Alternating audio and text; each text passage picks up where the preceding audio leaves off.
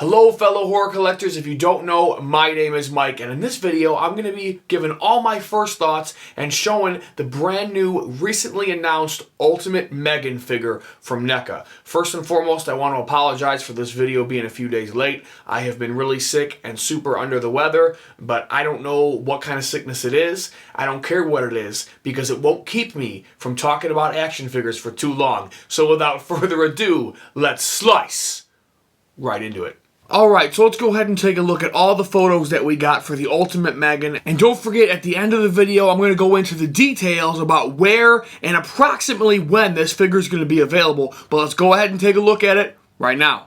As we take a look at the first picture here, you can see we got M3GAN in the most iconic and memorable scene, of course, in the hallway when she, right before, well actually this would be right after she broke out her becoming fastly iconic dance.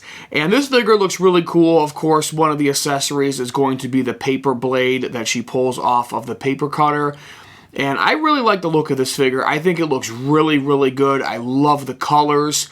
Lots of articulation, elbows, wrists, knees, even ankles. Really, really like the look of this figure. I think the face is really good. I think they did a really good job on that. I'm just kind of zooming in. I think they did a really good job on the face.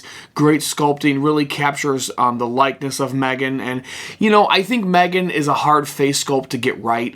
And with all the M3GANs that we're getting, of course, this Ultimate 7-inch M3GAN action figure, Mondo's actually doing a 1/6 M3GAN. We got the 1:1 scale M3GAN coming out, and of course the cloth 8-inch M3GAN that was announced the same day as this one. And sometimes I think M3GAN's face is hard to get right, maybe because it's human but not human, like it's somewhere in the middle, and maybe just sculpting wise, I feel like sometimes her face is hard to get right, but I think this looks really, really cool. The colors look spot on, and I really, really do like this figure. One thing I noticed right off the bat, though, is it looks like her dress is pretty firm plastic. So if you wanted to have her in some sort of a sitting position on display, I don't think that's going to be happening. I could be wrong, but I really, really don't think she's going to be able to sit, which I don't care. I'm going to display her standing up anyway, but just in case you were thinking about that, I'm thinking the same thing. I'm not so sure you're going to be able to do that. This next photo here is easily my favorite photo in the entire bunch that we have, and this thing looks so cool. And for whatever reason, the damaged M3GAN head sculpt just seems to always turn out better than the original face, and this looks absolutely spot on. The running mascara, the gashes across the face, and her eyes look evil. That's what I love about this figure so much, is this head sculpt in particular. She looks evil. Now, of course, if you've seen the movie, you know that M3GAN was designed to look nice and sweet and comforting, be a best friend, be a companion. But I really want this figure to look evil. When I have M3GAN on display in my collection, I want her to look evil. I don't want her to look innocent. So I really, really love that head, and that is definitely going to be the one that I'm going to display her with. And of course, it shows off another accessory that we're going to get with this figure, that being the claw hammer that comes into play at the end of the film if you have seen it. Really, really cool. Love that so much. And of course, that brings us to this photo here. No faceplate, no hair, no skin. This, of course, is the under skeleton. It's almost similar to a T800, if you will, of M3GAN. Really cool head to have put on there. I think it's a really cool option, and I think you get to see a little bit more articulations there in the shoulders. It looks like she might have full rotation on her arms, or at least most rotation. I think the paint app on her little bow tie is really cool. Really, really like this figure. I love having the skeleton head as an accessory, or as an alternate head, excuse me. But I'm not going to display her with it, but I think it's just still cool to have, and I think it's just such a fun option, and definitely something that I think is super, super cool to have. And speaking of the alternate head, I thought this was such a cool thing, and if I was designing an action figure, I probably wouldn't even have thought about this. But you can actually take the faceplate off of the skeleton head, and you can actually put the screwdriver in Megan's face. That's ultimately how they took down her body at the end of the film. A really, really cool idea if you're trying to set up a diorama or a scene around your figures, and maybe another figure just killed Megan, or you want to create something, create a scene with your figures. People love to get super creative with how they display their figures and kind of build worlds. This is really cool. You can do that if you ever so choose to. Great touch, NECA. I give a chef's kiss to that. Really, really like that. That's super cool. The screwdriver in the face of the robot skull. Really cool, NECA. Props to you for this one. But this is not my favorite photo that we got, but it's certainly my favorite accessory to come with Megan. I remember 2 years ago when this movie came out, year and a half, 2 years ago, I was like, please, when we get a Megan figure, I think I said it on the live stream that I did, I hope she comes with a nail gun.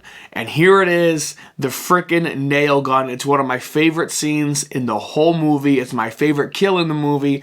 I just love it that she comes with it. She does look a little too innocent holding the nail gun. One of my critiques is with this figure is I wish we would have got another head or another faceplate that just made her look more sinister and more evil.